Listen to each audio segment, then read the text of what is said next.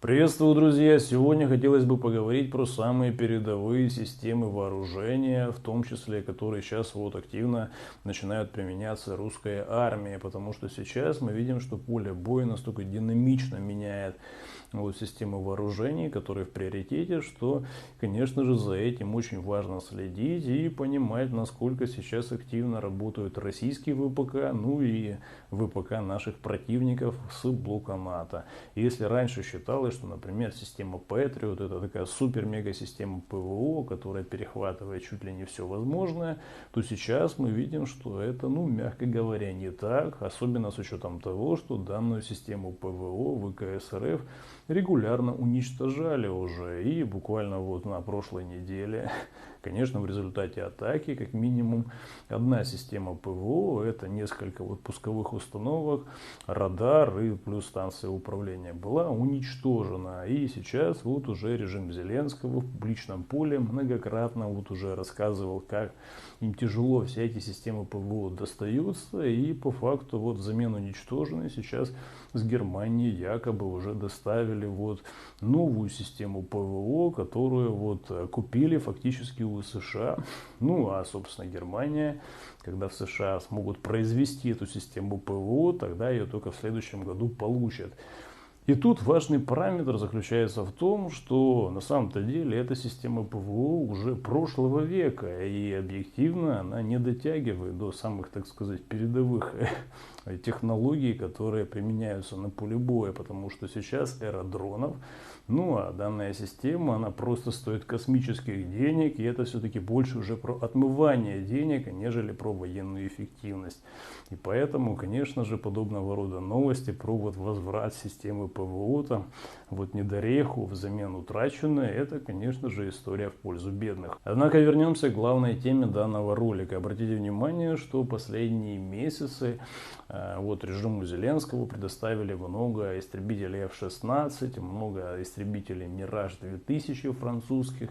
И вроде как, казалось бы, много самолетов есть, и, мол, почему они не подлетают близко к линии фронта. И вот конкретно уже приходит новость в отношении того, что сейчас вот уже ВКС РФ используют новую ракету воздух-воздух на наших истребителях Су-35С, которые дежурят в небе по линии фронта. И данная ракета, она разрабатывалась еще под истребитель наш пятого поколения Су-57, но сейчас вот с учетом вот реалий используется также и на самолетах четвертого поколения или четвертого поколения с плюсом, как это принято называть в отношении Су-35. При этом эта ракета может поражать цели на дальности в 190 километров. Наличие такой ракеты просто не оставляет шанса натовской авиации подлететь близко к линии фронта и получить какое-то там преимущество или даже хотя бы возможность атаковать наши российские самолеты. И это для натовских наемников проблема. Поэтому сейчас все вот эти хваленные F-16, Миражи там и так далее больше применяют для того, чтобы как-то вот противодействовать дронам Камикадзе Герань-2 российским, которые сейчас просто массово каждые сутки атакуют вот военные объекты натовской частной военной компании ВСУ. При этом даже вот сами дроны Герань-2 порой даже сбивают и американские, и французские истребители, что в принципе является нонсенсом, но тем не менее сейчас вот подобного рода события не происходят на поле боя. Это, конечно же, вызывает просто вот удивление у экспертов, потому что дроны, которые вроде как заточены под атаку конкретных наземных целей, сбивают даже вот истребители. Если раньше натовская частная военная компания ВСУ позволяла себе использовать вертолеты близко к линии фронта, самолеты, периодически там заниматься скидыванием авиабомб с модулем коррекции планирования, их мало у натовской ЧВК ВСУ с учетом их космической цены и отсутствия на складах вот американских и европейских и британских, но тем не менее такое ранее бывало. А сейчас что-то вот, знаете, нету всех этих вот моментов, потому что уже многократно ВКС РФ объяснили авиации натовской ЧВК ВСУ, что если они близко подлетают к линии фронта, то исход для них просто очевиден. При этом ВПК РФ далеко не только в этом плане умеет удивлять. Вот натовские наемники жалуются на то, что уже у наших войск есть авиабомбы с модулем коррекции планирования, которые можно запускать не только с вот, самолета, а еще и из системы РСЗО. И Таким образом, эти вот снаряды, они просто открывают крылышки и летят конкретно по целям туда, куда надо. А это все-таки очень серьезно расширяет их возможности в плане боевого применения. И, собственно, дальность их, как указывают натовские наемники, предположительно 90 километров.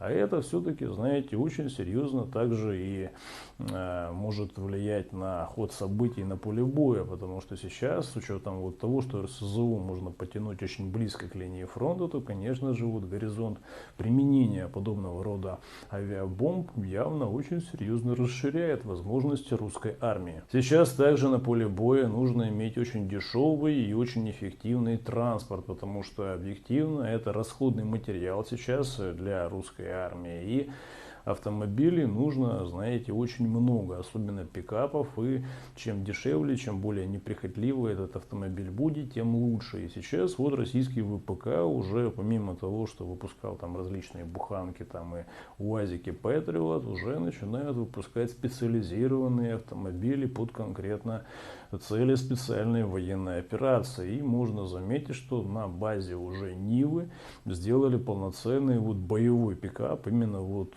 под условия конкретно вот различных боевых подразделений. И именно такие пикапы сейчас вот уже начинают массово поступать в войска. И, конечно же, подобного рода техники сейчас нужно очень-очень большое количество, потому что если раньше закупали в Китае различные, так сказать, вот такие вот пикапы там или баги, очевидно, эта история, она не предполагала развития нашего ВПК. И сейчас вот уже мы видим, что Минобороны России, судя по всему, по контрактам начала получать уже конкретно подобные пикапы на базе Нивы. И поэтому для нас это очень серьезный шаг вперед, потому что здесь и, конечно же, ремонтировать данные вот пикапы будет гораздо проще. И, конечно же, в освоении этих пикапов никто не нуждается дополнительно. Это все уже понятная техника. Ну и, в принципе, сама Нива и платформа Нивы показала себя как просто внедорожник очень высокого уровня,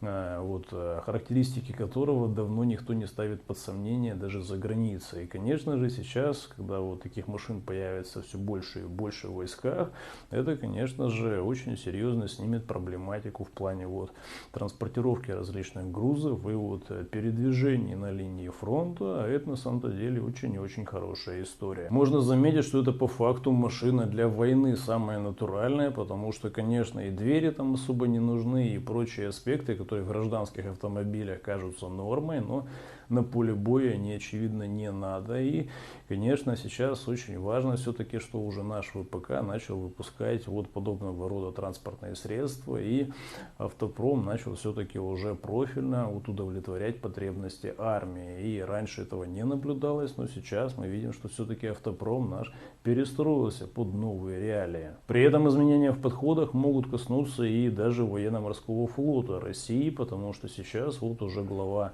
Объединенной судостроительной корпорации заявил, что нецелесообразно ремонтировать конкретно вот старый авианосец, который единственный сейчас на вооружении вот России находится, это вот адмирал Кузнецов. И, конечно, вроде как и авианосец — это атрибут сверхдержавы, это необходимая такая боевая платформа для того, чтобы проецировать силу в различных уголках мира и так далее. Но, очевидно, это все-таки больше оружие 20 века, потому что сейчас, с учетом того, что развитие дронов просто вот космическими темпами показывает на поле боя свою эффективность, причем не только вот на земле, а и, конечно же, на море, очевидно, сейчас вот вкладывать сотни миллионов долларов в достройку авианосца, который мало где можно практически применить, эта история, конечно же, неблагодарная. Очень важно сейчас развивать именно вот различные беспилотные платформы и различные дроны, в том числе и надводные, подводные дроны и так далее. И, конечно, это с точки зрения боевой эффективности будет гораздо более результативно, нежели сейчас просто еще годами достраивать авианосец, которые могут потопить несколько надводных дронов или подводных буквально за там несколько часов. Глава ОСК уже обозначил, что авианосец адмирал Кузнецов может быть продан или утилизирован. И таким образом, конечно же, с точки зрения вот нашего военно-морского флота нужно сейчас больше заниматься вот проектировкой нового авианосца, который бы уже подходил под параметры 21 века и учитывал использование различных беспилотных систем, воздушных, надводных, подводных систем, потому что объективно строить большие корабли с учетом ситуации на поле боя, конечно же, сейчас не представляется необходимым. И также нужно понимать, что сейчас, например, в Черном море активно есть проблема натовских надводных дронов, а это, конечно же,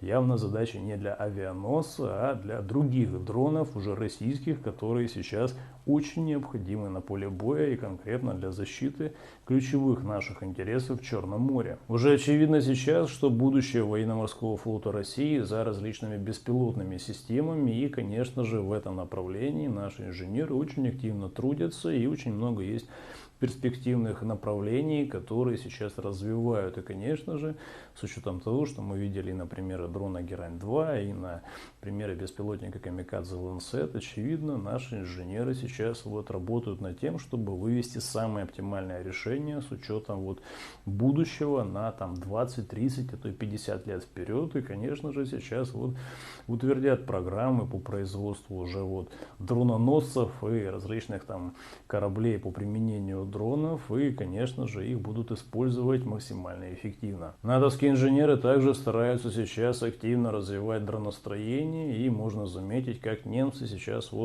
работают над формированием своей тактической ПВО, чтобы дронами сбивать дроны Камикадзе Герань. И конкретно под уничтожение дронов Камикадзе Герань сейчас уже различные немецкие корпорации готовят решения.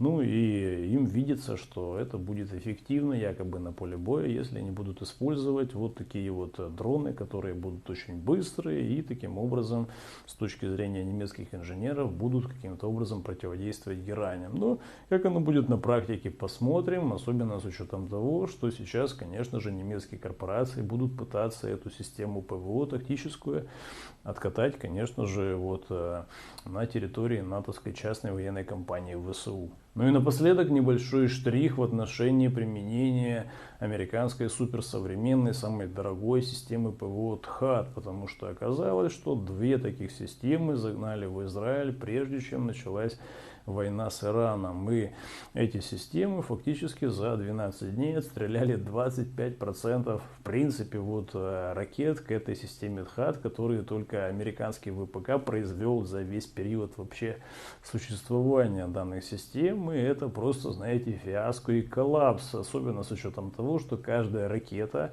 к этой системе ТХААД, она стоит 12-16 миллионов долларов. То есть по факту можно сказать, что пару месяцев войны, и данная система, она уже, можно сказать, обнулена полностью, потому что ракет физически просто американский ВПК не может производить в таких количествах. И это говорит о том, что все эти супермодные системы, на которые были потрачены реально миллиарды, вернее десятки миллиардов долларов, они просто с учетом боевых действий оказались неэффективны, потому что, как можно было заметить, далеко не все иранские ракеты смогла эта система перехватить. И, естественно, 80% иранских ракет поразили свои цели конкретно на территории режима Нетаньяху. На этом, друзья, у меня все. Выводы, конечно, делайте сами. Также не забывайте подписываться ко мне на телеграм-канал.